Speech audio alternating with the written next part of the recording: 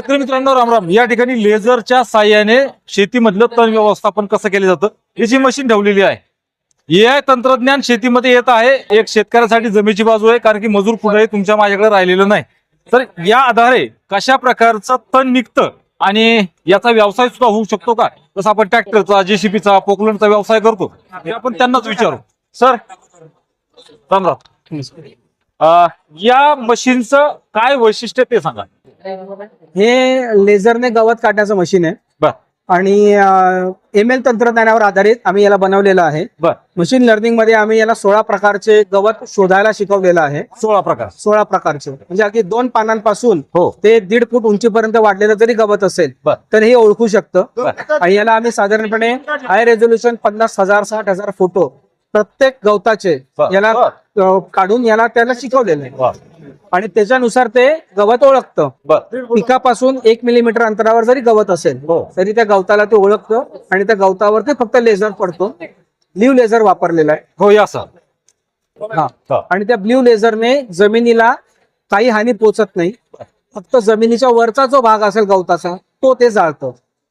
तर वरचा भाग मुळ्यापासून नाही, मुळापर्यंत नाही जाणार, पण ज्या ठिकाणी जळालेला भाग असेल त्या ठिकाणी पुन्हा अंकुर फुटत नाही, असं दुसऱ्या ठिकाणी येणार.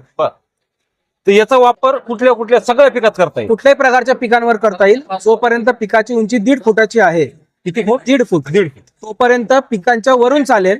आणि जेव्हा 1.5 फुटापेक्षा मोठं होईल तेव्हा हे ऍडजस्टेबल आहे, रुंदी कमी करता येतो आणि रुंदी कमी करून ते पिकांच्या सरीमधून चालवता येईल. तर 2 पिकाची रांग जी आहे, रुंदी जी आहे, ती किती असायला पाहिजे या मशीनसाठी? हे 1.5 फुटापासून 5.5 ते 6 फुटापर्यंत लहान मोठं करता येतं. ऍडजस्टेबल.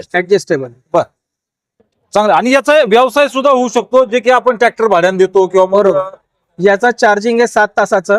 बर. आणि 7 तासाचं वर्किंग आहे. 4 व्हील ड्राईव्ह आहे. 4 चाकांना मोटर लावलेले आहेत, त्यामुळे चिखल किंवा ढेकाळ असलेल्या मातीमध्ये सुद्धा हे व्यवस्थित रीतीने चालू. 4 व्हील ड्राईव्ह. 4 व्हील. तर AI आधारित तंत्रज्ञान आपल्या शेतीमध्ये येत आहे, त्याचं स्वागत आपण करायला पाहिजे. आणि आज न भविष्य हे याच सारख्या मशीनचं राहणार आहे, ते तुम्हालाही माहिती, मला माहिती, कारण की मजूर आता राहिले नाही. बरोबर भैया? नक्कीच दीपक भाऊ, या तंत्रज्ञानाचा आपल्या शेतीसाठी नक्कीच फायदा होत आहे. असे नवीन नवीन जे तंत्रज्ञान आपल्या KVK बारामतीने विकसित केले आहे, नक्कीच शेतकऱ्यांनी त्याचा पुरेपूर वापर करावा आणि फायदा घ्यावा. तर याचा मशीन विक्रीसाठी कधी येणार आहे? साधारणपणे 3 ते 4 महिन्यामध्ये हे मशीन्स आम्ही विक्रीसाठी उपलब्ध करतोय. बरं, याची किंमत काय ठरवलेली अंदाजन? याची साधारणपणे 10 लाखापर्यंत किंमत जाईल. याच्यामध्ये आम्ही अजून 3 ऍक्सेसरीज देणार आहोत. एक याच्यामध्ये पेरणीसाठीचं, दुसरं असेल भर लावण्यासाठीचं, आणि तिसरं असेल की आपण खत वगैरे जे टाकतो ते टाकण्यासाठी. याचं स्वतःचं वजन 125 किलो आहे आणि 1500 किलो पर्यंत वाहून नेऊ शकतो. आणि बॅटरी कुठल्या प्रकारची याच्यामध्ये? लिथियम आयन बॅटरी आहे. तिची गॅरंटी वगैरे राहील? 5 वर्षाची गॅरंटी त्याची आहे. लेझरची गॅरंटी 5 वर्षाची. वा, खूप अभिनंदन पात्र ही कंपनी जी आहे, तरुणा ना, Ashwin technicals private limited, Ashwin technique पूर्ण नावाचं आमचं ब्रँड आहे.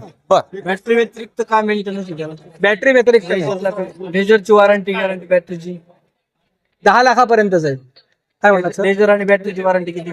5 वर्ष लेझरची वॉरंटी आहे, 5 वर्ष बॅटरीची वॉरंटी. पुन्हा दुसरं काही मेंटेनन्स येणार नाही? दुसरा काही मेंटेनन्स नाही त्याला. चार्ज करायचं आणि चालवायचं.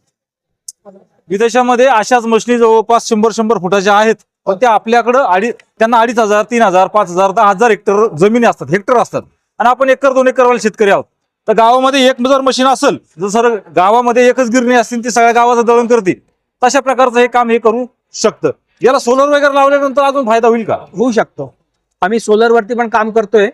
याला सोलर वरती चार्ज करण्यासाठी मोठी प्लेट लावली म्हणजे त्याला काम करायला करत राहील. बरोबर ना. तर याचं करंट किती लागतं याला, जी बॅटरी वापरली ते? ही 130 ची बॅटरी आहे. बॅटरी वेगवेगळ्या आहेत. लेझर साठीची वेगळी आहे आणि चालवण्यासाठीची वेगळी आहे. आपलं नाव एकदा सांगा. राहुल अविनाश रावेरकर.